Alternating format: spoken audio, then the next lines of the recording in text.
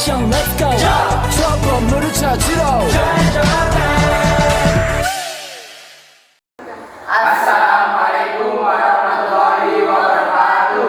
Baiklah, kami dari kelas 1256. Di sini kami akan mempresentasikan hasil diskusi kami mengenai materi teknologi digital dan juga sumber energi. Sebelumnya, izinkan kami memperkenalkan diri.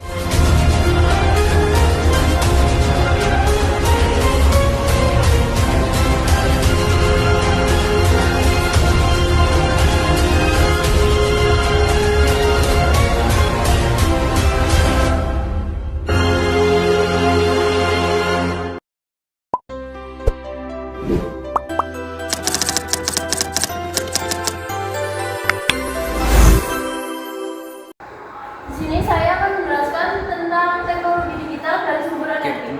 Yang pertama adalah teknologi digital. Apa sih itu teknologi digital?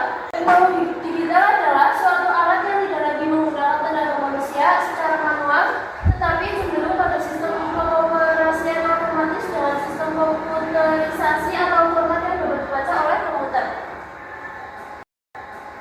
Yang selanjutnya ada perbedaan teknologi digital dan analog. Spesifikasi yang pertama, representasi data. Digital menggunakan representasi angka benar, 0 dan 1. Analog menggunakan sinyal kontinu yang merepresentasikan data secara langsung. Yang kedua, spesifikasi keakuratan. Digital lebih cenderung memiliki keakuratan tinggi karena menggunakan nilai diskrit. Yang analog rentan terhadap gangguan dan kehilangan keakuratan karena sinyal kontinu. Spesifikasi yang ketiga, konversi dan manipulasi. Digital memungkinkan konversi, manipulasi, dan penyimpanan data dengan lebih mudah. Analog, proses konversi dan manipulasi data mungkin lebih rumit. Yang selanjutnya, spesifikasi kualitas dan kekurangan. Digital dapat memberikan reproduksi yang lebih baik dengan lebih sedikit distorsi. Yang analog, beberapa orang berpendapat bahwa suara atau gambar analog memberikan kualitas yang lebih alami meskipun rentan terhadap distorsi. Yang selanjutnya, spesifikasi perangkat dan sistem. Yang digital, komputer, perangkat seluler, kamera digital, dan lain-lain. Yang analog, perekam kaset, jam mekanikal, dan lain-lain. Yang terakhir, spesifikasi penyimpanan dan transmisi. Digital memungkinkan penyimpanan dan transmisi data dengan lebih efisien. Yang analog memerlukan lebih banyak ruang untuk penyimpanan dan bisa lebih rentan terhadap gangguan. Yang selanjutnya yaitu kelemahan dan kelebihan teknologi digital. Kelebihan teknologi digital. Yang pertama, jaringan yang lebih efisien. Hal ini akan membuat koneksi menjadi lebih baik meskipun terhadap beberapa jaringan yang berbeda sekalipun. Yang kedua, penyimpanan data jadi lebih mudah. Teknologi ini memungkinkan penyimpanan data dilakukan secara online atau menggunakan berbagai media yang efisien, sehingga tidak dibutuhkan berbagai peralatan konvensional yang membutuhkan ruang besar. Yang ketiga, memungkinkan penggunaan smartphone. Perangkat ini bisa mengubah berbagai informasi dalam sistem komunikasi, bukan hanya dalam bentuk gambar. Pengguna smartphone juga dimungkinkan melakukan komunikasi dalam bentuk video secara langsung. Yang keempat, biaya perawatan lebih murah. Teknologi digital jauh lebih praktis. Teknologi ini tidak membutuhkan banyak perawatan dan ruang penyimpanan, sehingga tidak membutuhkan biaya perawatan yang besar.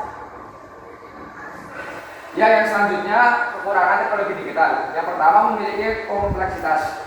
Sistem-sistemnya yang rumit akan membutuhkan pengembangan dari berbagai perangkat keras serta perangkat lunak. Yang kedua, kesalahan digitalisasi.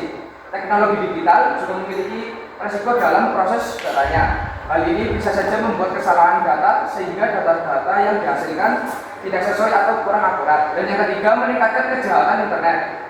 Perkembangan teknologi digital juga memicu peningkatan kejahatan dunia internet atau cybercrime, seperti pencurian data, pembobolan rekening bank, kejahatan terorisme, peretasan pornografi, dan yang lainnya. Dan yang keempat, menimbulkan ketergantungan dan plagiarisme.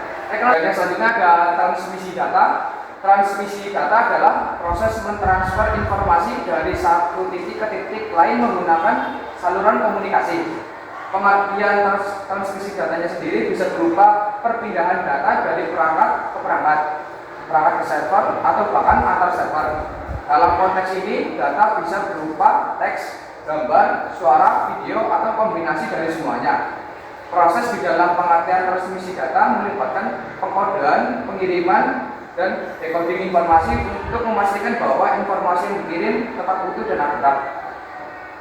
Yang selanjutnya ada jenis-jenis media transmisi. Yang pertama, twisted pair cable. Twisted pair cable atau kabel pasangan berpilin terdiri dari dua buah konduktor yang digabungkan dengan tujuan untuk mengurangi atau memindahkan interferensi elektromagnetik dari luar. Dan yang kedua ada coaxial cable, adalah suatu jenis kabel yang menggunakan dua buah konduktor. Kabel ini banyak digunakan untuk mentransmisikan sinyal frekuensi tinggi mulai 300 kHz ke atas.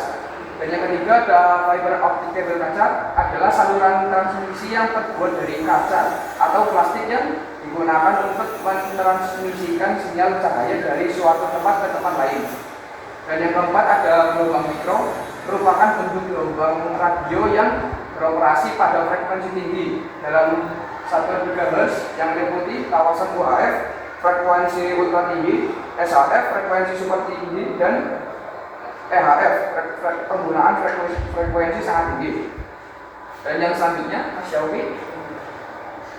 Yang kelima ada satelit. Satelit adalah media transmisi yang fungsi utamanya menerima sinyal dari stasiun bumi dan meneruskannya ke stasiun bumi lain. Satelit yang mengorbit pada ketinggian 36.000 km di atas bumi memiliki angular orbital velocity yang sama dengan orbital velocity bumi. Ya, dan itu ada contoh gambar satelit. Dan yang keenam ada inframerah. Inframerah biasa digunakan untuk komunikasi jarak dekat dengan kecepatan 4 Mbps dalam penggunaannya untuk pengendalian jarak jauh, misalnya remote control pada televisi serta alat elektronik lainnya. Dan di situ juga ada contoh bahan inframerah. Dan yang selanjutnya ada Ya oke, yang selanjutnya saya melanjutkan dari Presiden, yaitu kecepatan dan jenis transmisi data. Yang pertama, kecepatan transmisi seri. Data yang diterima harus mencapai jumlah bit tertentu karena satuan yang digunakan adalah bps atau bit per second. Yang kedua, kecepatan transmisi paralel. Kecepatan transmisi paralel adalah data yang diterima menyatakan banyaknya jumlah bit per karakter dalam satuan kps atau karakter per second. Selanjutnya dua jenis transmisi data. Yang pertama, transmisi analog. Transmisi analog adalah suatu upaya mentransmisikan sinyal analog tanpa memperhatikan muatannya untuk mencapai jarak yang jauh digunakan amplifier sehingga akan menambah kekuatan sinyal dan menghasilkan distorsi yang terbatas tetapi akan meningkatkan noise atau gangguan. Yang kedua, transmisi digital. Transmisi digital adalah suatu upaya mentransmisikan sinyal dengan muatan listrik sehingga daerah jangkauan luas dengan kecepatan yang sangat tinggi agar tidak terjadi distorsi saat mencapai jarak yang jauh. Digunakan repeater yang menghasilkan sinyal 1 atau 0. Baik, yang selanjutnya adalah macam-macam penyimpanan data. Yang pertama ada hard disk. Hard disk adalah perangkat keras komputer atau laptop yang bekerja secara sistematis di mana menjadi media penyimpanan data. Ya, seperti yang sudah ditampilkan ada contohnya hard disk ya. Lalu ada flash disk. Flash disk adalah sebuah perangkat penyimpanan data eksternal yang dihubungkan port USB yang mampu menyimpan berbagai format data dan memiliki kapasitas penyimpanan yang cukup besar. Seperti yang tertera di gambar tadi sebelumnya, ya ini seperti ini. Selanjutnya yang ketiga adalah floppy disk. Floppy disk atau disk drive adalah alat untuk membaca disk sebagai tempat menulis dan menyimpan data serta menjalankan sistem operasi dan aplikasi. Ya, contoh floppy disk ada sih tampilan yang kami tampilkan. Dan ini ada CD atau compact disk. Pengertian CD adalah Piringan yang berwarna perak ini dibuat dari lapisan plastik yang disinari oleh sinar laser. Selanjutnya ada yang kelima ada DVD atau digital versatile. DVD adalah singkatan dari digital versatile disc atau digital video disc. Adalah media penyimpanan optik yang populer, penggunaan utamanya untuk menyimpan video dan data. Ya, contohnya ada ini ya, seperti yang kami tampilkan. Selanjutnya ada RAM, Random Access Memory. RAM adalah memori tempat penyimpanan sementara pada saat komputer dijalankan dan dapat diakses secara acak atau random. Fungsi dari RAM adalah mempercepat pemrosesan data pada komputer. Contohnya sudah kami tampilkan di sini ya. Ketiga, saya melanjutkan dari penjelasan Mas Auki, yaitu selanjutnya ada sumber energi. Energi adalah kemampuan melakukan kerja. Disebut demikian karena setiap kerja dilakukan sekecil apapun dan seringan apapun tetap membutuhkan sebuah energi. Energi merupakan bagian dari suatu benda tetapi tidak terikat pada benda tersebut. Energi bersifat fleksibel yang artinya dapat berpindah dan berubah. Energi dapat didefinisikan sebagai kekuatan yang dimiliki oleh suatu benda sehingga mampu untuk melakukan kerja. Lanjut, ada macam-macam energi. Yaitu pertama ada sumber energi tak terbarukan dan kedua ada sumber energi terbarukan. Ya, pengertian dari sumber energi tak terbarukan adalah energi yang diperoleh dari sumber daya alam yang waktu pembentukannya sampai jutaan tahun namanya. Dikatakan tak terbarukan karena apabila sejumlah sumbernya dieksploitasikan, maka untuk mengganti sumber daya jenis dengan jumlah yang sama baru mungkin atau belum pasti akan terjadi jutaan tahun yang akan datang. Terus ada sumber energi terbarukan yang pengertiannya yaitu dikenal sebagai energi ramah lingkungan, adalah jenis energi yang dihasilkan dari sumber daya alam yang dapat diperbaharui secara berkelanjutan. Itu ada contoh sumber energi tak terbarukan, yaitu batu bara, minyak bumi, bahan bakar fosil, dan gas alam. Yang pertama ada batu bara. Batu bara adalah salah satu bahan bakar fosil atau batuan sedimen yang dapat terbakar, terbentuk dari endapan organik, utamanya adalah sisa-sisa tumbuhan, dan terbentuk melalui proses pembatu baraan. Unsur-unsur utamanya terdiri dari karbon, hidrogen, dan oksigen. Kemudian ada gas alam, sering juga disebut sebagai gas bumi atau gas rawa. Adalah bahan bakar fosil berbentuk gas yang terutama terdiri dari metana atau CH4. Ia dapat ditemukan di ladang minyak, ladang gas bumi, dan juga tambang batu bara. Kemudian ada minyak bumi. Minyak bumi adalah cairan kental berwarna coklat gelap atau kehijauan yang mudah terbakar yang berada di lapisan atas dari beberapa area di kerak bumi. Minyak bumi diambil dari sumber minyak di pertambangan minyak. Kemudian ada bahan bakar fosil, sumber daya alam yang tak dapat diperbarui seperti bahan bakar fosil harus digunakan dengan bijak. Hal ini karena cadangan di alam habis jauh lebih cepat daripada proses pembentukannya yang membutuhkan waktu lama, yaitu jutaan tahun. Lanjut, ada sumber energi terbarukan, yaitu seperti energi panas bumi, energi surya, tenaga air, dan tenaga angin. Pengertian dari energi panas bumi yaitu suatu bentuk energi panas atau energi termal yang dihasilkan dan disimpan di dalam bumi. Energi panas bumi berasal dari energi hasil pembentukan planet sekitar 20% dan peluruhan radioaktif dan mineral sebanyak 40% gradien panas bumi. Kemudian ada energi surya, energi yang dikumpulkan secara langsung dari cahaya matahari.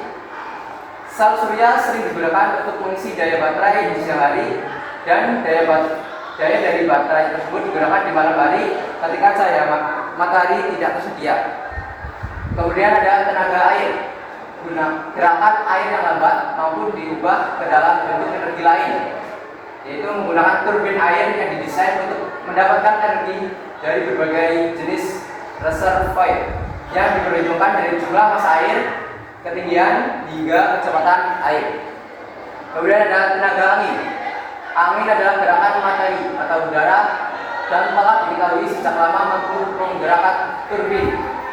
Turbin angin dimanfaatkan untuk menghasilkan energi kinetik maupun energi listrik, yaitu dapat menjadi energi yang tersedia dari angin adalah fungsi dari kecepatan angin. Mungkin selanjutnya akan dilanjutkan oleh Mbak Devina. Baiklah, di sini saya akan melanjutkan presentasi dari Mas Iksan tadi. Yang terakhir kita akan membahas mengenai pembangkit tenaga listrik. Di sini, pembangkit tenaga listrik adalah sebuah alat yang dapat menghasilkan energi listrik dari sumber energi. Nah, salah satu contohnya yaitu adalah generator. Generator merupakan salah satu alat pembangkit energi listrik dengan mengubah energi mekanik menjadi energi listrik melalui induksi medan magnet yang dihasilkan oleh beberapa sumber. Seperti generator ini dapat dihasilkan oleh air, kemudian oleh uap, kemudian oleh reaktor panas, tenaga nuklir, dan oleh angin. Next. Selanjutnya di sini kita akan membahas mengenai jenis-jenis pembangkit listrik. Yang pertama, seperti yang kita tahu, jenis-jenis pembangkit listrik ada tenaga nuklir, yaitu PLTN, di mana PLTN ini merupakan pembangkit listrik yang menggunakan panas yang dihasilkan oleh reaktor nuklir untuk memutarkan turbin uap. Dari turbin inilah energi mekanis diubah menjadi energi listrik. Selanjutnya yaitu ada PLTA, yaitu tenaga angin, di mana di sini hembusan angin seperti yang tadi telah dijelaskan oleh Mas Iksan dapat memutarkan baling-baling turbin. Nah, kemudian putaran tersebut itu dapat memutarkan sebuah generator yang dapat menghasilkan energi. Selanjutnya yaitu adalah pembangkit listrik tenaga air. Di sini air adalah hal yang dapat diandalkan sebagai energi potensial dan juga kinetik untuk menghasilkan listrik PLTA yang digunakan untuk memutarkan generator. Energi mekanis yang dihasilkan dari putaran generator air ini dapat diakibatkan medan magnet yang dapat berubah menjadi energi listrik. Selanjutnya di sini ada pembangkit listrik tenaga uap atau PLTU. PLTU yaitu uap yang dihasilkan dari pemanasan boiling kettle USP pada pusat listrik tenaga uap atau PLTU, yang mana di sini digunakan untuk memutarkan turbin yang kemudian oleh generator diubah menjadi energi listrik. Selanjutnya yaitu adalah PLTS, yaitu pembangkit listrik tenaga surya. Nah, tenaga surya ini digunakan dengan cara cahaya matahari sebagai bahan utamanya, di mana energi cahaya matahari ini kemudian diubah dengan mendidihkan air. Uap yang dihasilkan dari air mendidih tersebut digunakan untuk memutarkan turbin yang akhirnya diubah menjadi energi listrik. Nah, selanjutnya yaitu pembangkit listrik tenaga ombak atau PLTO. Mungkin PLTO oleh beberapa orang ada yang tahu dan ada yang tidak, tetapi di sini ombak juga bisa kita gunakan sebagai pembangkit tenaga listrik. Di sini PLTO itu sendiri adalah suatu energi laut yang dapat digunakan, salah satunya yaitu ombak untuk sebagai energi generator, di mana di sini ombak merupakan energi alternatif yang dibangkitkan melalui efek gerakan tekanan udara akibat fluktuasi pergerakan gelombang. Next. Nah, tadi kita udah tahu jenis-jenis pembangkit tenaga listrik dan juga penjelasan dari pembangkit tenaga listrik itu sendiri. Selanjutnya di sini kita akan mengetahui dampak dari teknologi digital dan juga sumber energi terhadap lingkungan. Tadi sudah dijelaskan oleh teman-teman saya dari Mbak Radiba hingga Mas Iksan mengenai teknologi digital dan juga sumber energi. Sekarang kita akan mengulas balik atau mengulas sedikit dampak teknologi digital dan sumber energi terhadap lingkungan. Tentu sangat berguna bagi kita semua agar kita tahu apa akibatnya dan juga dampak positif dan negatifnya. Di sini pertama kita akan membahas mengenai teknologi digital. Di sini teknologi digital dampaknya yang pertama dari segi pendidikan, di mana dengan adanya teknologi digital, akses global ke sumber daya pembelajaran, pengembangan platform pembelajaran online, dan juga mengurangi kebutuhan kertas itu salah satu dampak positif adanya teknologi digital. Seperti handphone ini, itu adalah salah satu manfaat atau dampak positif dari adanya teknologi digital di bidang pendidikan. Selanjutnya yaitu bidang komunikasi. Tidak heran di zaman modern ini bidang komunikasi atau dari segi komunikasi dari teknologi digital itu sangat diperlukan. Seperti salah satu contoh manfaatnya atau dampak positifnya yaitu penggunaan email, kemudian konferensi online, mengurangi kebutuhan perjalanan fisik. Seperti saat kita akan pergi ke luar kota, kalau zaman dulu kita mungkin harus ke terminal, tapi sekarang kita itu bisa memesan tiket secara online, baik itu tiket bus ataupun kereta api. Selanjutnya dari segi transportasi, di mana teknologi digital dalam segi transportasi yaitu berkembangnya kendaraan listrik yang dapat mengurangi emisi gas buang seperti KRL ya. Itu salah satu contoh teknologi digital manfaatnya dalam bidang transportasi. Next.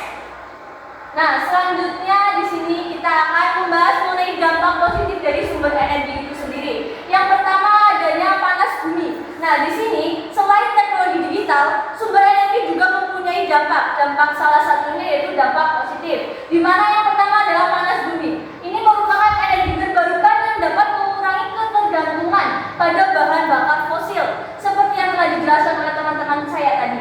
Kemudian ada angin, di mana angin di sini kita tahu angin ombak dan lain sebagainya tadi bisa kita manfaatkan sebagai pembangkit tenaga listrik yang menghasilkan listrik. Di mana di sini pembangkit tenaga angin bersih dan juga ramah lingkungan. Selanjutnya dari segi bahan bakar fosil, sumber energi juga mempunyai dampaknya, yaitu dapat menyebabkan emisi karbon dan berkontribusi pada perubahan iklim. Nah, tadi ada dampak positif dan sekarang ini mungkin salah satu dampak negatif dari adanya sumber energi yaitu bahan bakar fosil yang mana dapat menyebabkan emisi karbon dan berkontribusi pada perubahan iklim itu sendiri. Nah, itu tadi penjelasan dari saya dan juga teman-teman saya mengenai materi teknologi digital dan juga sumber energi.